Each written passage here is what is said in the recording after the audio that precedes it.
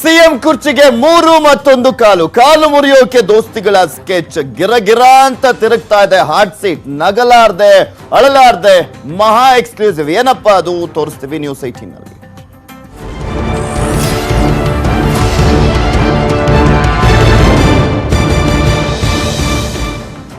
CM ಪಟ್ಟಕ್ಕೆ ಇರುವಂತ BSY ಕನಸು ಕೂಡ ಒಂದ್ ಕಡೆ ನನ್ಸಾಗೋಗ್ಬಿಡ್ತು ನಿನ್ನೆ. ಈಗೇನಿದ್ರು ಕೂಡ ಪಟ್ಟವನ್ನ ಉಳಿಸಿಕೊಳ್ಳೋದಕ್ಕೆ ಹೋರಾಟವನ್ನ ಮಾಡಬೇಕಾಗಿರುವಂತದ್ದು ಬಿಎಸ್ವೈ ಸಾಬೀತು ಪಡಿಸಲೇಬೇಕಿದೆ. ಬಹುಮತವನ್ನ ಸಾಬೀತು ಪಡಿಸಲೇಬೇಕು ಸೋಮವಾರ. ಸೊ ಹೀಗಾಗಿ ಅದೆಲ್ಲದರ ಲೆಕ್ಕಾಚಾರ ಮತ್ತು ಒಂದ್ ಕಡೆ ಮಾಸ್ಟರ್ ಪ್ಲಾನ್ಗಳು ರಣತಂತ್ರವನ್ನ ಎಣಿತಾನೆ ಇದ್ದಾರೆ. ಯಾಕೆಂದ್ರೆ ಸೋಮವಾರ ಪ್ರೂವ್ ಮಾಡಿದ್ದೆ ಆದ್ರೆ 6 ತಿಂಗಳುಗಳ ಕಾಲ ಅಂತೂ ಸೇಫ್ ಆಗಿರುತ್ತೆ ಸರ್ಕಾರ. ಯಾವುದೇ ಕಾರಣಕ್ಕೂ ಕೆಡುವುದಕ್ಕೆ ಸಾಧ್ಯನೇ ಇಲ್ಲ. ಸೊ ಹೀಗಾಗಿ ಒಂದ್ರ ಮೇಲೊಂದ್ರಂತೆ ರಣತಂತ್ರವನ್ನ ಮಾಡ್ತಾನೆ ಇದ್ದಾರೆ. ಮತ್ತು ಒಂದ್ ಕಡೆ ಬಿಎಸ್ವೈಗೆ ಬಹುಮತ ಸಾಬೀತು ಪಡಿಸೋದು ಏನು ಅಂತ ರೀತಿಯಾದಂತಹ ಕಷ್ಟವೇನಿಲ್ಲ. ರಾಜೀನಾಮೆ ನೀಡಿರುವಂತಹ ಶಾಸಕರು ಕಲಾಪಕ್ಕೆ ಬರ್ದಿದ್ರೆ ಸಾಕು, ಈಸಿಯಾಗಿ ಅವರು ಬಹುಮತವನ್ನ ಸಾಬೀತುಪಡಿಸ್ತಾರೆ. ಸುಲಭವಾಗಿ ವಿಶ್ವಾಸ ಮತವನ್ನ ಗೆಲ್ಲಲಿದ್ದಾರೆ ಯಡಿಯೂರಪ್ಪನವರು. ವಿಶ್ವಾಸ ಮತದ ನಂತರ ನಡೆಯಲಿದೆ ಸಂಪುಟ ಸರ್ಕಸ್. ಕೈ ತೆನೆ ರೆಬಲ್ಸ್ ಗಳಿಗೆ ಸ್ಥಾನಮಾನವನ್ನ ನೀಡಲೇಬೇಕಾಗಿದೆ. ಆ ಒಂದು ನಂಬಿಕೆ ಮೇಲೆ ಅವರು ರಾಜೀನಾಮೆಯನ್ನ ಕೊಟ್ಟು ಬಂದಿರುವಂತದ್ದು. ಬಿಜೆಪಿಗೆ ಬರೋದಕ್ಕೆ ಸಜ್ಜಾಗಿ ನಿಂತಿದ್ದಾರೆ. ರಾಜೀನಾಮೆ ಅಂಗೀಕಾರನೋ ಅಥವಾ ಅನರ್ಹನೋ ಆಗಿ ಅದಾದ್ಮೇಲೆ ಕೋರ್ಟ್ ಮೆಟ್ಟಿಲೇರಿ ಕೋರ್ಟ್ ತೀರ್ಪನ್ನ ಕೊಟ್ಟಾದ್ಮೇಲೆ ಬಿಜೆಪಿ ಅವರಿಗೆ ಒಂದು ಸ್ಥಾನಮಾನವನ್ನ ಕೊಡ್ಲೇಬೇಕಾಗಿರುವಂತದ್ದು. ಜೊತೆಗೆ ಸ್ವಪಕ್ಷೀಯರಿಗೂ ಕೂಡ ಸಚಿವ ಸ್ಥಾನವನ್ನ ಕೊಡ್ಲೇಬೇಕು.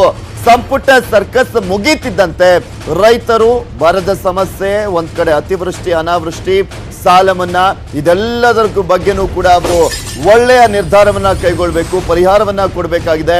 ಯಡಿಯೂರಪ್ಪ ಹಾದಿ ಅಷ್ಟೊಂದು ಸುಗಮವಾಗಿಲ್ಲ. ಸೊ ಅದಕ್ಕಾಗಿನೇ ಹೇಳ್ತಾ ಇದ್ದಂಥದ್ದು ಕಲ್ಲು ಮುಳ್ಳಿನ ಹಾದಿಯಲ್ಲಿ ನಡಿಬೇಕಾಗಿದೆ ಯಡಿಯೂರಪ್ಪನವರು ಅಂತ. ಇನ್ನು 15 ಕ್ಷೇತ್ರಗಳ ಬೈ ಎಲೆಕ್ಷನ್ ಬೇರೆ ಎದುರಾಗುತ್ತೆ, ಉಪಚುನಾವಣೆ ಬೇರೆ ಎದುರಾಗುತ್ತೆ. ಉಪಚುನಾವಣೆಯಲ್ಲಿ ಗೆಲ್ಲೇಬೇಕು. ಬಿಎಸ್ವೈಗೆ ಇದು ಪ್ರತಿಷ್ಠೆಯ ಕಣವಾಗಿರುವಂಥದ್ದು ಉಪಚುನಾವಣೆ. ಮೊದಲ ಸವಾಲು ಬಿಎಸ್ವೈಗೆ ಅದೇ ಆಗಿರುವಂಥದ್ದು. ಯಾಕೆಂದ್ರೆ ಆ 15 ಜನ ಶಾಸಕರು ಕೊಟ್ಟಿರುವಂತ ರಾಜೀನಾಮೆ ಏನಿದೆ, ಆ ಶಾಸಕರ ಕ್ಷೇತ್ರಗಳಲ್ಲಿ ಇವರು ಚುನಾವಣೆಯನ್ನ ಎದುರಿಸಬೇಕಾಗಿರುವಂಥದ್ದು. ಅಲ್ಲಿ ಬಿಜೆಪಿ ಮಿನಿಮಮ್ ಅಂದ್ರು 10ಕ್ಕೂ ಹೆಚ್ಚು ಸ್ಥಾನವನ್ನ ಗೆಲ್ಲಬೇಕಾಗಿದೆ. ಸುಭದ್ರ ಸರ್ಕಾರ ಹಾಗೆ ಇರಬೇಕು ಅಂದ್ರೆ, ಇಲ್ಲ ಅಂದ್ರೆ ಮತ್ತೆ ಉಲ್ಟಾ ಪಲ್ಟಾ ಆಗಿ ಸರ್ಕಾರ ಡಮಾರ್ ಆಗೋಗ್ಬಿಡುತ್ತೆ. ಆ ಒಂದು ಲೆಕ್ಕಾಚಾರಗಳು ಇದೆ. ಸೊ ಇದೇ ಕಾರಣಕ್ಕೋಸ್ಕರ ಉಪಚುನಾವಣೆ ದೊಡ್ಡ ಸವಾಲಾಗಿದೆ. ನಾವು ಉಪಚುನಾವಣೆ ಕಣದಲ್ಲಿ ಮೂಲ ವರ್ಸಸ್ ವಲಸಿಗ ಅನ್ನುವ ಫೈಟ್ ಅಂತೂ ಎದ್ದೇಳುತ್ತೆ ಉಪಚುನಾವಣೆಯ ಸಂದರ್ಭದಲ್ಲಿ. ಯಾಕೆಂದ್ರೆ ಈಗ ಅತೃಪ್ತರು ಬಿಜೆಪಿಗೆ ಬರ್ತಾ ಇರುವಂತಹ ಹಿನ್ನೆಲೆಯಲ್ಲಿ ಬಿಜೆಪಿಯಲ್ಲಿ ಇದ್ದಂತವರು ಬೇರೆ ಪಕ್ಷದಿಂದ ಸ್ಪರ್ಧೆ ಮಾಡಿದ್ರೆ ಮೂಲ ವರ್ಸಸ್ ವಲಸಿಗ ಫೈಟ್ ಎದುರಾಗುತ್ತೆ. ಒಂದೆಡೆ ಸರ್ಕಾರವನ್ನ ನಿಭಾಯಿಸಬೇಕು ಯಡಿಯೂರಪ್ಪ, ಇನ್ನೊಂದ್ ಕಡೆ ಪಕ್ಷವನ್ನ ಸಂಭಾಳಿಸಬೇಕಾಗಿದೆ. ಹಾಗೆ ಒಳ್ಳೆಯ ಅಭಿವೃದ್ಧಿ ಕೆಲಸಗಳಿಗೂ ಕೂಡ ಚಾಲನೆಯನ್ನ ನೀಡಬೇಕಾಗಿದೆ.